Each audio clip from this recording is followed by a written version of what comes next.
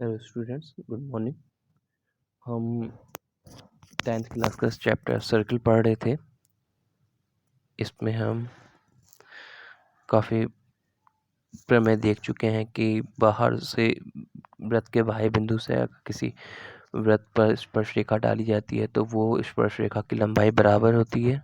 ठीक है, फिर इसके बाद हमने ये सब क्वेश्चन देख लिए थे। ठीक है, अब इसके बाद हमें देखना है उदाहरण नंबर 2 कि ये जो उदाहरण है इसको देखते हैं। इसको देखने से पहले हमें एक प्रॉपर्टीज़ पता होनी चाहिए कि समद्विबाहु त्रिभुज होता क्या है। ठीक है, तो इसको समझने से पहले हम समद्विबाहु त्रिभुज को अगर समझ लें तो हमारे आगे के क्वेश्चन करना हमारे लिए बहुत ईजी होगा। ठीक है, तो हम पहले समद्विबाहु त्रिभुज समझ लेते हैं कि समद्विबाहु त्रिभुज एक्चुअली होता क्या है। जैसे कि मैंने लिख के बताया है, देखिए समद्विबाहु त्रिभुज होता क्या है। समद्विबाहु, बाहु माने भुजाएं, द्वि माने दो, सम माने समान, समान दो भुजाएं। ठीक है, जैसे कि इस चित्र में आप देख पा रहे हैं कि AC ये जो भुजा है और ये AB जो भुजा है, इन दोनों की लंबाई बराबर है। जैसे कि मान लीजिए अगर ये 3 सेंटीमीटर है तो ये भी 3 सेंटीमीटर होगी। ठीक है, और समद्विबाहु त्रिभुज के आप प्रॉपर्टीज़ क्या होते हैं, इसके गुण क्या होते हैं। इसमें ये होता है कि देखिए, जो ये सबसे पहले मैंने लिखा है दो भुजाएं बराबर होती है। ठीक है, दो भुजाएं कौन कौन सी बराबर होगी? AB equal to AC। ठीक है, इसी का एक अगला फॉर्मेट होता है समबाहु। समबाहु में क्या होगा? तीनों बराबर होगी, AB equal to AC equal to BC। ठीक है, लेकिन ये समद्विबाहु है तो समद्विबाहु में क्या होगा? दो भुजाएं बराबर, AB इक्वल टू AC। ठीक है, तो मैंने पहला वाला पॉइंट आ गया हमारा, दो भुजाएं बराबर होती है। फिर बराबर भुजाओं को के सामने वाले कोण बराबर होते हैं। देखो, ये जो भुजा दिख रही है AB, इसके सामने का कोण कौन सा होगा? जो इसके सामने दिख रहा होगा ये। ठीक है, ये एंगल और इस वाली भुजा के सामने वाला एंगल क्या होते हैं? बराबर होते हैं। यानी कि मैंने क्या लिखा है? बराबर भुजाओं के सामने वाले कोण बराबर होंगे। यानी कि क्या मतलब हो गया? ABC equal to angle ACB। ठीक है, मैं यही तो लिखा ACB इक्वल टू AB और C। ठीक है, ये एंगल इक्वल हो गए। फिर तीसरी प्रॉपर्टीज़ क्या होता है? जैसे तीसरी प्रॉपर्टीज़ है बराबर भुजाओं को मिलाने वाली, जो बराबर भुजाएं जैसे ये और ये जो है, इनको मिलाने वाले बिंदु, जो बिंदु है जहाँ मिलेगा, को शीर्ष कहते हैं। ठीक है, उस बिंदु को क्या कहते हैं? शीर्ष कहते हैं। शीर्ष के सामने वाली भुजा, यानी कि जैसे ये हम देख लेते हैं, ये समद्विबाहु त्रिभुज है, ये भुजाएं बराबर हैं, इन भुजाओं को मिला कौन सा रहा है? ये बिंदु मिला रहा है। जैसे मैं आपको एक मिनट की मैं ये दिखा देता हूँ। जैसे ये बिंदु मिला रहा है, इसे ये बिंदु मिला रहा है, इन दो भुजाओं को ये बिंदु मिला रहा है, तो ये क्या हो गया? शीर्ष। ठीक है, फिर क्या कह रहा है? शीर्ष के सामने वाली भुजा को जो कि बराबर नहीं है, यानी कि बराबर नहीं है मतलब एक ये भुजा बराबर, ये भुजा बराबर, ये भुजा बराबर नहीं है, सामने वाली तीसरी वाली को क्या कहते हैं? आधार कहते हैं। शीर्ष के सामने वाली भुजा को क्या कहते हैं? इस भुजा को क्या कहते हैं? आधार। ठीक है, तो हम बेसिकली क्या क्या समझ चुके हैं कि समद्विबाहु यानी कि देखो उसको तोड़ तोड़ के पढ़िए।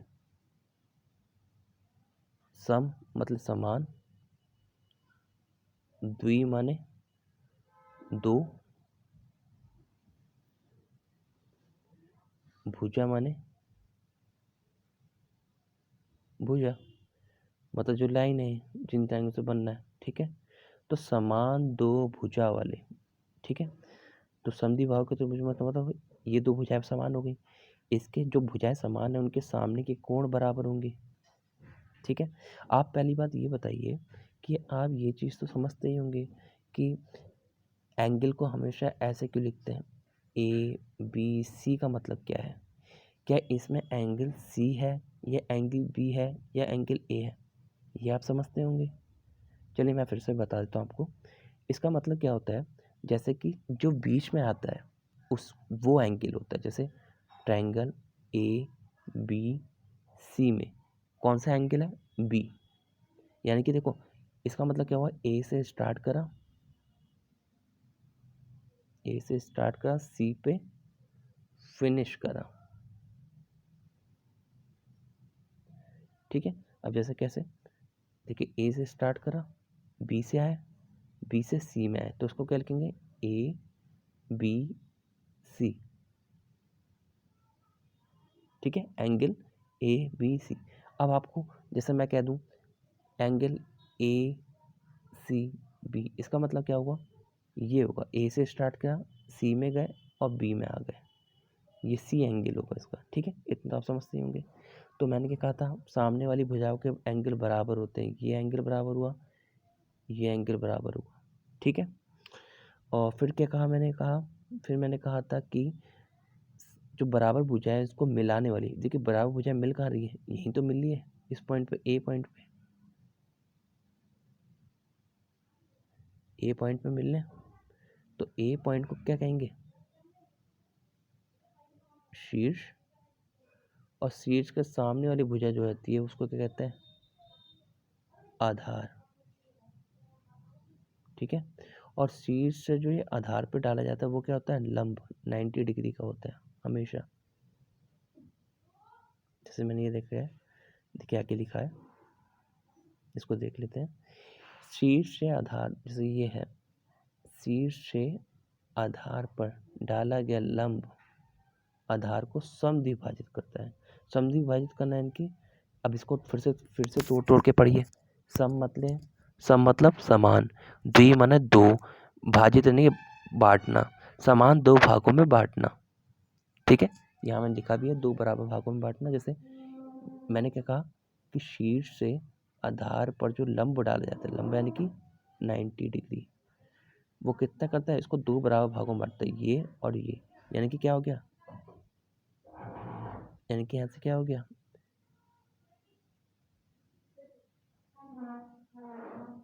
B D equal to D C. ठीक है, ठीक है, और जो ये एंगल डाला, लंब डाला जा रहा है, ये क्या करता है, ये जो सामने वाले जो बराबर भुजाओं वाले जो जहाँ पर पॉइंट मिल रहा है वर्टेक्स पे, वर्टेक्स का जो एंगल होता है, यानी कि जो शीर्ष का एंगल होता है, उसको दो बराबर भागों में विभक्त करता है, एंगल को, एंगल बाइसेक्टर है। ठीक है, अगर मान लीजिए कि कोण बी ए सी का मतलब क्या हुआ, ये। ठीक है, अगर 2 अल्फा था एंगल, तो एंगल बी, मैं आपको फिर से दिखा देता हूँ, एंगल बी ए डी कितना हो जाएगा, अल्फा, और एंगल सी ए डी, ये भी अल्फा हो जाएगा। ठीक है, तो हम क्या क्या प्रॉपर्टी सीख चुके हैं समद्विबाहु त्रिभुज की, कि इसकी दो भुजाएं बराबर होती हैं। ठीक है, भुजाओं के सामने वाले एंगल बराबर होते हैं। ठीक है, और इन दो भुजाओं को मिलाने वाला जो पॉइंट होता है शीर्ष कहते हैं। शीर्ष के सामने वाली भुजा को आधार कहते हैं। शीर्ष से आधार पर डाला गया लंब जो 90 डिग्री, लंब का मतलब 90 होता है, 90 डिग्री होता है, वो क्या करता है, आधार को दो बराबर भागों में बांटता है। साथ ही साथ एंगल बाइसेक्टर होता है। एंगल बाइसेक्टर यानी कि जो वर्टेक्स का एंगल होता है, एंगल शीर्ष का जो एंगल हुआ, ए का जो एंगल हुआ, उसको दो बराबर भागों में बांटेगा। जैसे कि ये अगर मान लीजिए एंगल ए कितना था, 60 डिग्री, तो ये कितने में बांट देगा, 30 डिग्री में बांट देगा। ठीक है, चलिए हम ये चीज़ समझ गए हैं। अब हम अपने क्वेश्चन में आ जाते हैं। जैसे ये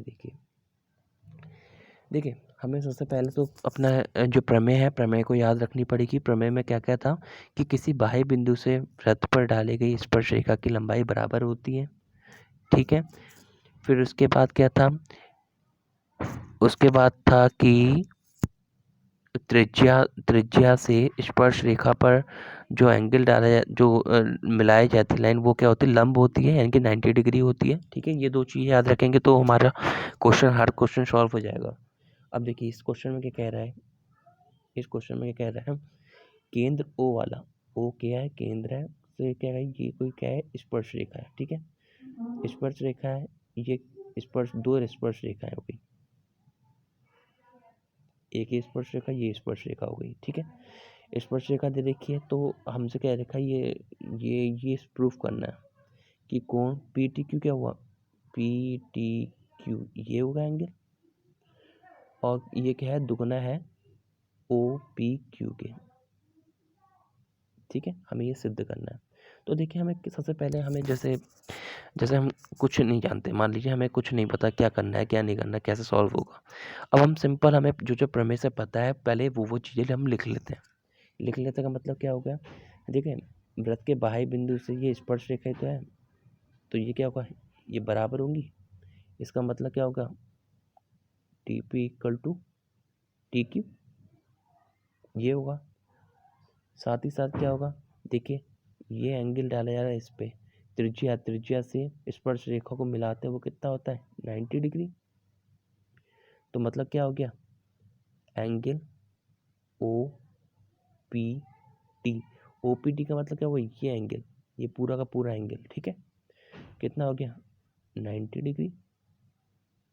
ठीक है, साथ ही साथ क्या, देखिए देखिए देखिए स्टूडेंट्स, यहाँ पर देखिए हमें पता है कि ये भुजा बराबर है नहीं है, क्योंकि क्या है, स्पर्श रेखा है, किसी बाह्य बिंदु से वृत्त पर खींची गई स्पर्श रेखा की लंबाई क्या होती है, बराबर होती है।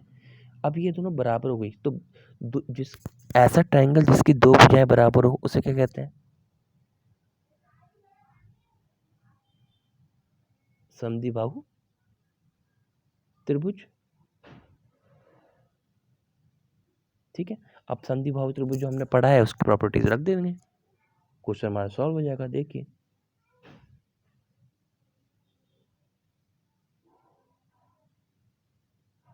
जैसे देखिए इसमें क्या था, अब देखिए अब हम इसके सॉल्व को देख लेते हैं कैसे कैसे करके कर रखा है। ठीक है, इसने क्या करने का है कि यहाँ पर जो एंगल पी टी क्यू है इसको थीटा मान लिया, ये एंगल को थीटा मान लिया। ठीक है, अब थीटा मान लिया, देखिए अब हमें ये तो पता ही है कि ये जो एंगल है और ये जो एंगल है वो इक्वल होंगे। क्यों इक्वल होंगे, क्योंकि समद्विबाहु त्रिभुज की प्रॉपर्टीज क्या कहती है, समान भुजाओं के सामने वाली जो लाइनें होती हैं वो जो एंगल होते हैं वो क्या होते हैं, बराबर होते हैं। ठीक है, समद्विबाहु त्रिभुज का प्रॉपर्टीज यही तो थी, सामने समान भुजाओं वालों के सामने के कोण समान होंगे। तो मतलब क्या हो गया, टी पी क्यू बराबर है एंगल टी क्यू पी के। देखिए यही तो लिखा हमने, T P Q equal to ये किससे आया, समद्विबाहु त्रिभुज की प्रॉपर्टी से। ठीक है, फिर क्या है, अब देखिए हमने इसको क्या मान लिया था, थीटा मान लिया था, एंगल पी टी क्यू को क्या माना था, थीटा। अब हमें क्या पता है, ट्रायंगल के तीनों कोणों का योग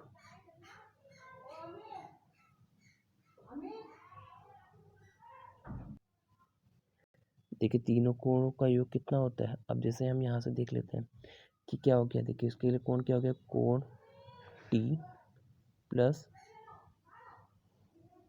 कोण क्यू प्लस कोण, अब देखिए यहाँ पर कोण पी नहीं लिख सकता, क्योंकि पी लिखूंगा तो वो पूरा एंगल आ जाएगा, तो इसे मैं क्या लिख सकता हूँ, कोण टी पी क्यू, यही तो एंगल है। ठीक है, तो कितना हो गया, कोण टी कितना है, थीटा। ठीक है, और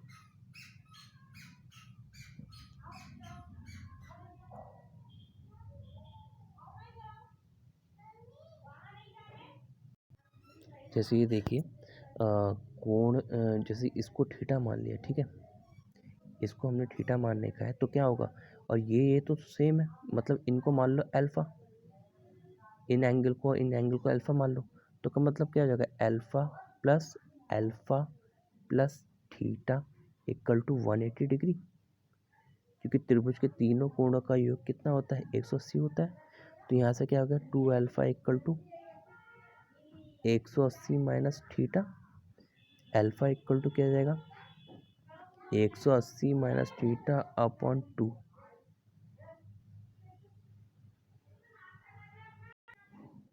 देखिए 180 माइनस थीटा यही यहाँ पे प्रूफ कर रखा है, तो 90 माइनस थीटा ये हो जाएगा, ये एंगल की वैल्यू कितना है कि 90 माइनस थीटा, 90 माइनस हाफ बटे थीटा, ठीक है। अब देखिए, अब हमें क्या प्रॉपर्टीज़ पता है, देखिए हमने पहले ही लिख लिया था कि ओ पी टी, ये बात कर रहे हैं ओ पी टी, ये पूरा कितना है, 90 डिग्री होता है, ठीक है। हमें क्या दे रखा है, हमें ये एंगल दे रखा है,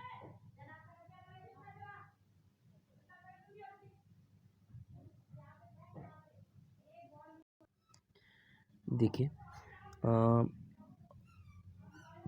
ये डायग्राम को मैं, जैसे ये जो डायग्राम है, इतने डायग्राम को ले रहा हूँ, ये ऐसे है, ठीक है। अब देखिए हमें ये पता है, ये क्या है O, ये है P, ये है T,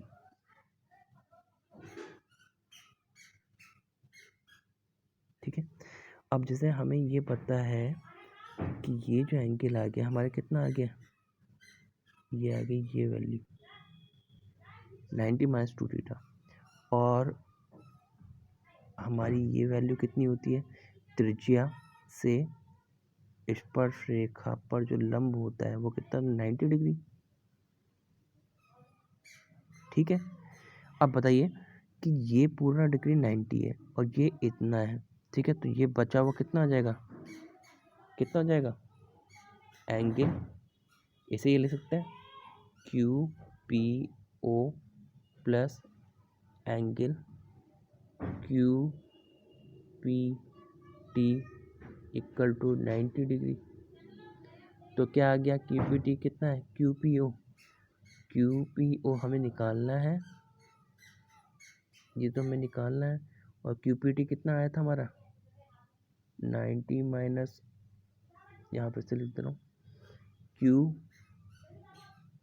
क्यू पी ओ हमें निकालना है, ठीक है, और हमारा क्यू पी टी कितना आया था, 90 minus theta by 2 equal to 90 degree, ये 90 से ये 90 कैंसिल, तो क्यू पी ओ बराबर कितना आ गया, थीटा बाई 2, थीटा तो चले गया, थीटा बाई 2, और इससे क्या आ जाएगा आगे, देखिए 2 को इधर ले आए, तो 2 क्यू पी ओ बराबर थीटा, और थीटा हमने क्या माना था,